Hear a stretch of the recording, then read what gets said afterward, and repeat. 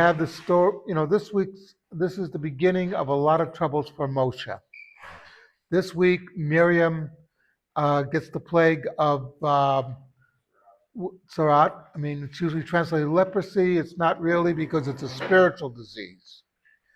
And the reason she gets it is she speaks Lashon Hara about her brother. And we have to stop and think and say, wait a minute. We're talking about Miriam.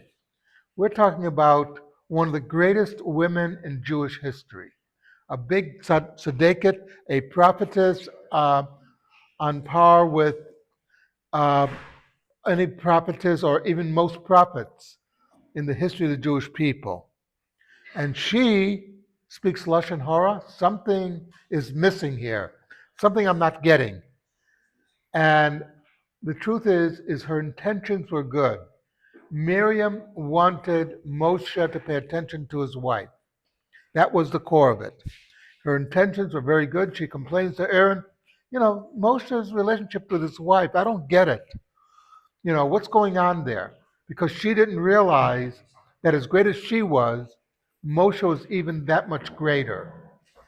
Uh, and she didn't realize that he was on a totally different level. And that Zipporah, his wife, was on board with it. So, so Miriam just didn't get that. But her intentions were good. Her intentions were extremely righteous. The problem is, good intentions, as we all know the old saying, is the way to hell. Her intentions were great. She just misunderstood that little detail of what was really going on, of how great her brother really had become. And that's a real lesson for us, is that we see things, but we don't see them. We see a lot of things going on around us, and we don't see how a lot of things are going on internally. There's a very famous saying, the happiest people I know are the people I don't know. Because we all have a problem, except for that fellow over there in yellow. He's very happy. He's with his father, and he couldn't be happier. But the truth is that we don't know the whole story.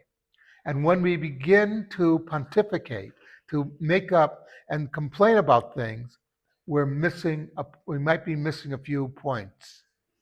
And that is perhaps the most important lesson to us from the Parsha of Miriam and her getting Zora'at. That as great as she was, she didn't see the whole story. And that's why she was punished. Something to think about. Kaddish Rabbanim.